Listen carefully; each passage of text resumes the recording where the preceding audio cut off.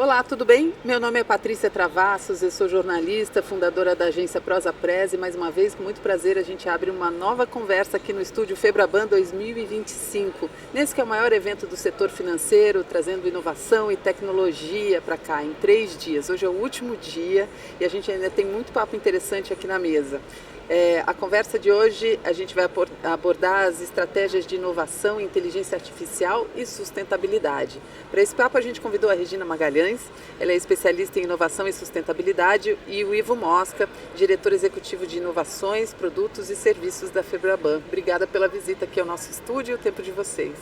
Muito obrigado. Prazer estar com vocês aqui. Obrigada. Antes da gente começar, eu queria apresentar a experiência dos nossos convidados. Olha só, a Regina tem uma vasta experiência em sustentabilidade, ESG e transformação digital. Ela já trabalhou em setores como tecnologia, finanças, infraestrutura e também em organismos internacionais. É PhD em ciências ambientais e com formação executiva em instituições de prestígio nos Estados Unidos. A Regina construiu sua carreira em companhias como a Microsoft, a Schneider Electric, Johnson Controls e International Finance Corporation, certo? Já o Ivo Mosca tem 20 anos de experiência no mercado financeiro, setor em que ocupou diversas posições de planejamento, estratégia e gestão de produtos. Ele é engenheiro pela Universidade de São Paulo, com mestrado internacional por Stanford, e teve participação direta no desenvolvimento do arcabouço regulatório. É isso? Do Pix, Open Finance. Olha, é isso mesmo, o Pix, Open Finance e no Drex. Gente, o Drex dá outro papo aqui, porque, olha, eu tenho tanta curiosidade para saber direitinho sobre essa moeda. Essa moeda ainda não nasceu, né? Mas veremos cenas dos próximos capítulos nos próximos anos. Antes disso, vamos falar de sustentabilidade, porque a gente precisa ter planeta, né? A gente precisa ter planeta para essa moeda surgir, né? Nos ajudar. Me fala um pouco, é interessante a gente juntar tecnologia com sustentabilidade, inteligência artificial com sustentabilidade. E eu vejo que na sua trajetória você tem feito isso, exatamente fazendo essa convergência, né, porque afinal de contas é a tecnologia que hoje viabiliza o sucesso de tudo, né? Então eu queria que você me contasse como é que a tecnologia pode ajudar a gente reduzir o impacto ambiental e gerar resultados mais positivos. Não, é importantíssimo o papel da tecnologia, porque a gente tem o que a gente costuma chamar de uma emergência em questões de sustentabilidade. Eu diria que tem duas ou mais, mas duas principalmente, que são a emergência climática, né, que não é mais um tema de longo prazo, é um tema que nós estamos enfrentando hoje. A gente está enfrentando enchentes, como teve do Rio Grande do Sul ano passado, queimadas, como aconteceram no Pantanal, secas, como as que aconteceram na Amazônia e que podem vir a acontecer a qualquer momento em qualquer lugar, que são desastres ambientais que afetam vidas e afetam a economia do país. Por outro lado, em termos sociais, a gente também tem uma outra urgência, que é a urgência da desigualdade social, que ela impede que as pessoas tenham liberdade de se desenvolver, de estudar, de obter renda, mas também reduz as possibilidades de crescimento do país. E aí isso depende, a solução desses problemas depende de ações governamentais, depende de ações das empresas, e isso pode ser fortalecido e impulsionado com o apoio de tecnologia. Eu estava ouvindo outro dia uma fala do Carlos Nobre, seu colega, e ele trouxe a ideia dos pontos de não retorno, que eu nunca tinha ouvido falar. Quer dizer, a gente está se aproximando de um momento em que não dá mais para voltar atrás. Então é bom que a gente comece a agir agora. E é muito bom pensar que a gente está munido de tanta tecnologia inovadora para nos ajudar a realmente não chegar, né, nesses pontos de não retorno. Qual é a sua ideia de impacto da inteligência artificial nessas estratégias de negócio de inovação no setor financeiro e as prioridades do setor no uso da tecnologia? Bom, para começar a responder a pergunta aqui, eu só queria dar um passo anterior aqui no teu ponto colocado sobre o ponto sem volta, né, e o papel da tecnologia, né, que como a Regina colocou, é imprescindível, importantíssimo, né? Você imagina se a gente tivesse com o mesmo nível de consumo de energia elétrica, por exemplo, né, das lâmpadas incandescentes, não tivéssemos o LED, etc. Imagina o nível A gente seria incapaz de alcançar o que nós alcançamos hoje com a tecnologia se não tivesse evolução constante, né? E o próximo grande passo realmente é a inteligência artificial, né? Porque a inteligência artificial ela tá trazendo novas fronteiras em termos do que é eficiência, o que é em termos de avanços, em termos de consumo de energia, em termos de redução de processos ineficientes. Então isso tudo vai dar para a gente um outro patamar de escalabilidade e que precisa sim ser levado com muito cuidado para que a gente garanta que a gente não está consumindo mais do que os nossos recursos nos devem e de uma maneira sustentável, né? E hoje a inteligência artificial ela vem trazendo um foco inicial muito grande exatamente nisso, né? Então um dos principais focos de atuação das instituições financeiras é trazer melhorias e evoluções dos seus processos operacionais, né? Isso traz um nível de redução de custos, né? E eu não estou falando só de custos operacionais das pessoas, estou falando de custo de forma geral, né? Porque isso vai além, inclusive, do setor financeiro, né? Setores industriais, etc. Então estão utilizando inteligência artificial. Então a gente vai ver um processo de evolução agora, em termos de redução de custo para gerar os mesmos resultados muito grande.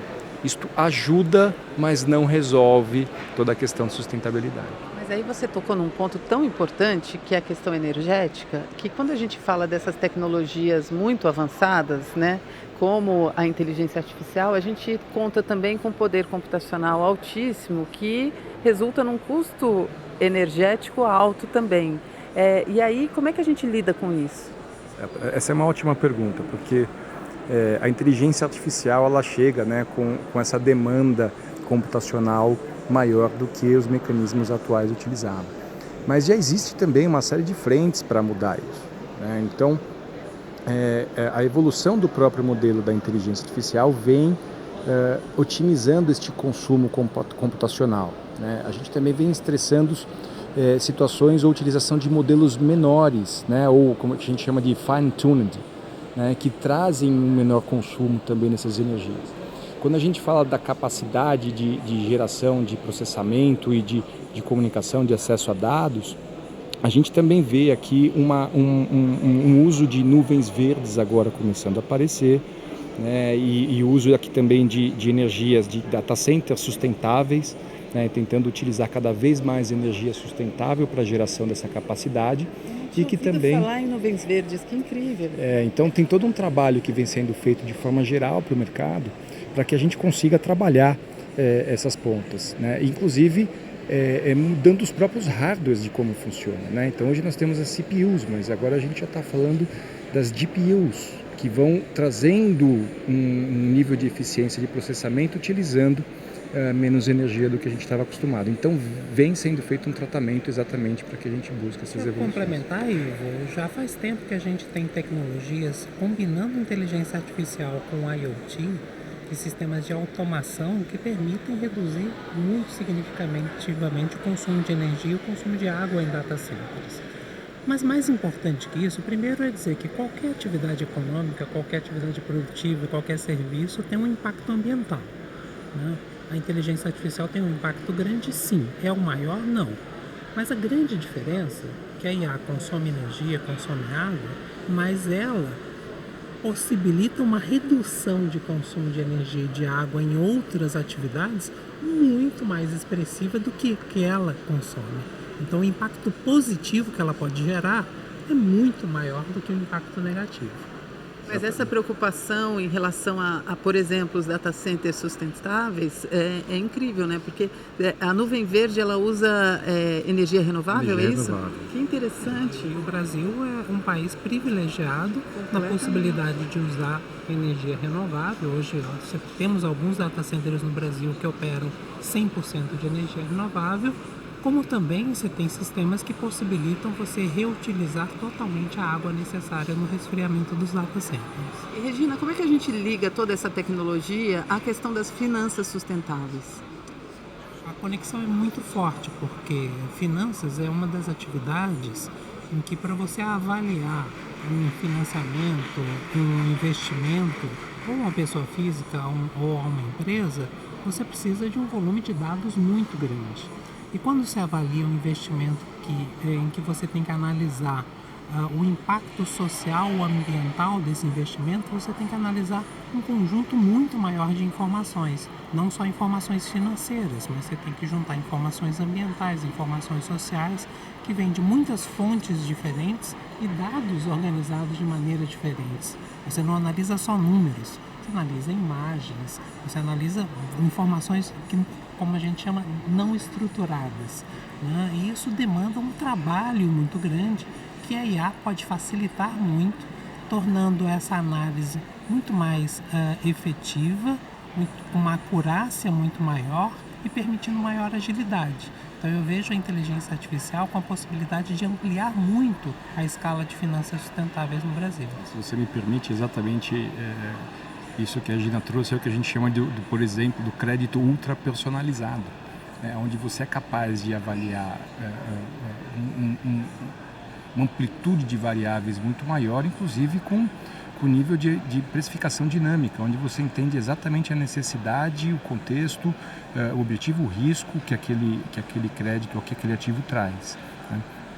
Mas ainda voltando no seu ponto do que a inteligência artificial traz muito mais benefício, né? E falando de finanças sustentáveis, por exemplo, um dos aspectos da inteligência artificial é utilizar para você ter uma assessoria customizada, uma assessoria financeira inteligente, onde muitas vezes você consegue atender os objetivos, as necessidades daquele cliente de uma forma remota, né? Então imagina que você não precisa sair da sua casa para ter uma conversa realmente com o nível de especificidade ou com o nível de atendimento dos seus objetivos ou de resolução dos seus problemas.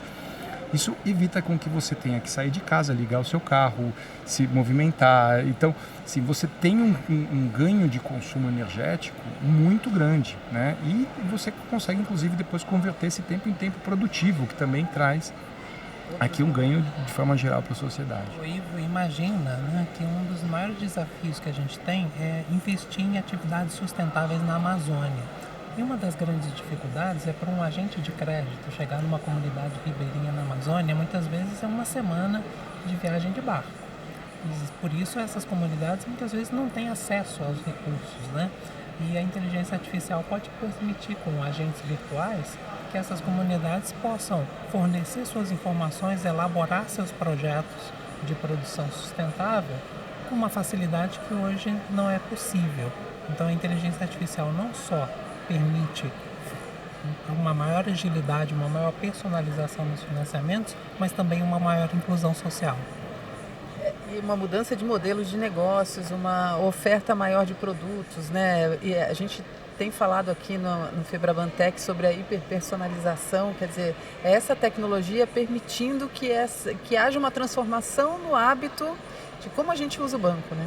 Exatamente. E no extremo, né, se a gente pegar como víamos até pouco tempo atrás, né, ou ainda vemos hoje, né, para você ter acesso a um gerente, normalmente você tem que ter um pacote, né, você tem que ter uma conta.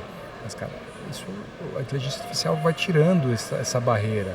Você pode ter um gerente pessoal, um agente AI trabalhando para você 24 horas por dia, te avisando dos seus compromissos, te ajudando a manter a sua finança sustentável, controlando, comparando os seus gastos com pessoas ou famílias similares, né? Então como você construir um plano de vida. Então tudo isso vem agora com esse ganho sem volta da inteligência artificial.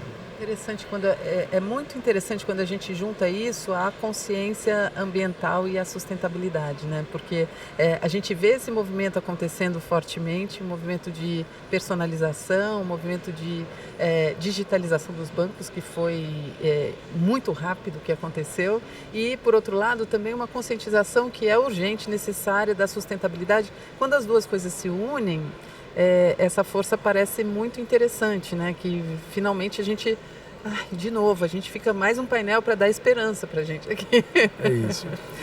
E hoje, infelizmente, ainda a conectividade ela é um desafio, principalmente em setores mais afastados, né? A gente tem um exemplo aqui também, onde um dos nossos associados, a Caixa, está trabalhando num piloto que envolve não só a inteligência artificial, mas também a questão da tokenização de ativos, tentando levar recursos financeiros para um público que realmente é afastado, né? E eles trazem inclusive um exemplo onde uma família que tinha um benefício de R$600 tinha que pegar 12 horas de barco para chegar nesse ambiente e a viagem custava 200. Então, quer dizer, ela tinha 1/3 de todo o seu, de toda a sua renda comprometida na viagem para poder ter esse recurso em suas mãos. Então, a tecnologia visa tratar e vai tratar esse gap social, né, essa distância aqui, se focada e com os investimentos corretos por parte das instituições, de uma maneira muito eficiente. Eu queria agora tratar sobre a questão do marco regulatório da inteligência artificial. Ivo, na sua visão, quais são os pontos essenciais para que essa regulação fomente realmente a inovação de forma segura e ética? Olha, a evolução né, de todo esse marco regulatório, ela tem pontos e contrapontos, né?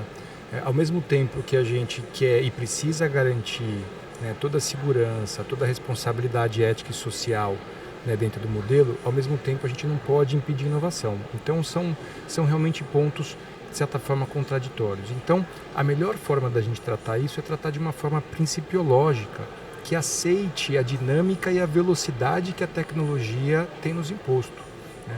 Tudo aquilo que a gente registrar, como estava acostumado a registrar com regras muito duras, rígidas, de forma legal, isso vai travar o processo inovativo, né, não só do setor financeiro, mas do Brasil como um todo, né? E nesse aspecto a gente tem uma série de ações. Nós, como Febraban, por exemplo, nós somos sócios de um plano chamado Plano Brasil Digital 2030+, né, que é um plano que transcende o setor financeiro e tem como um grande objetivo desenhar um país pioneiro em termos de tecnologia. Então a gente quer fazer com que o Brasil passe a ser um estado amplamente digital, inovativo, de acordo com a sua capacidade e com o potencial que tem. O setor financeiro ele já é um setor pioneiro a nível mundial, então nós temos múltiplos exemplos aqui de sucesso, seja o Pix, seja o Open Finance, a gente está construindo o Drex. A gente vê nossos bancos avançados em termos de serviços, em termos de uso de inteligência artificial. Hoje, 8 de cada 10 bancos já estão com inteligência artificial generativa em uso, né? Então, esse pioneirismo já existe. Mas a gente tem uma série de setores que ainda não conseguem alcançar por uma série de fatores. E a gente fica muito refém daquele governo de plantão, né, que a cada 4 anos os planos mudam. Então, nosso objetivo foi desenhar um plano de longo prazo, onde a gente une diversos setores da economia, indústria, comércio, tecnologia, financeiro, para que a gente construa esse plano de futuro. E alguns dos pontos foram os que a gente tocou aqui. Inteligência artificial é uma tecnologia core a ser desenvolvida, tudo isso com muita segurança, que envolve cibersegurança, então também é uma das frentes. E a gente ter data centers começando a ser implementados no Brasil. A gente tem energia renovável, a gente tem capacidade de ser um hub enorme, seja para a América Latina, seja para o resto do mundo, né? Então a gente tem que aproveitar todo esse nosso potencial e colocar o Brasil à frente desse processo de crescimento tecnológico. Quando a gente fala do Brasil, a gente fala em potencial em relação à sustentabilidade também, né? E aí, juntando essas duas coisas, realmente vira uma potência maior, né? O que você acha? Sem dúvida, né? O Brasil tem um grande desafio de ser um país mais competitivo no mundo. E a gente, nos últimos anos, tem tido muita dificuldade porque a gente tem um nível de produtividade na indústria brasileira extremamente baixo. A gente teve avanços importantes na agricultura, mas em outros setores a gente ainda está muito atrasado. A inteligência artificial pode reduzir esse gap e tornar a economia brasileira mais competitiva. E das atividades em que pode colocar o Brasil na liderança da economia mundial, da política mundial, é exatamente ser um país que lidera a transformação para uma economia verde. E a gente tem aqui uma base essencial e uma base que nos diferencia do resto do mundo, que é ter a maior biodiversidade do planeta, que nos possibilita pensar numa bioeconomia que transforma o país como uma liderança econômica global.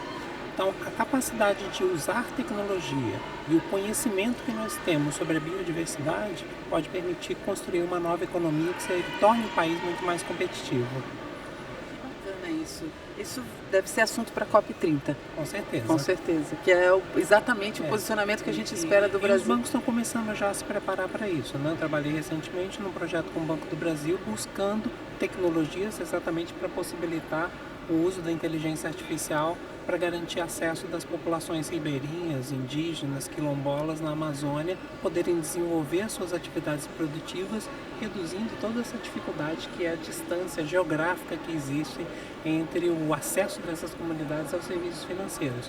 A tecnologia pode reduzir todas essas limitações que a gente tem hoje e possibilitar que a economia tenha maior potencial. Mais uma vez, terminando um painel com boas notícias, ou pelo menos com alguma esperança. Queria demais agradecer a presença de vocês, a Regina, deixa eu pegar seu nome completo, Regina Magalhães, especialista em inovação e sustentabilidade, e o Ivo Mosca, diretor executivo de inovações, produtos e serviços da Febraban. Muito obrigada pelo tempo de vocês e pelo papo, pelas informações. Uma vez um prazer. E você que nos acompanhou aqui em torno do nosso estúdio de vidro, ou você que nos acompanhou em casa, no escritório ou no trânsito, continua com a gente porque tem mais papo interessante aqui no Estúdio Febraban Tech 2025. Até já!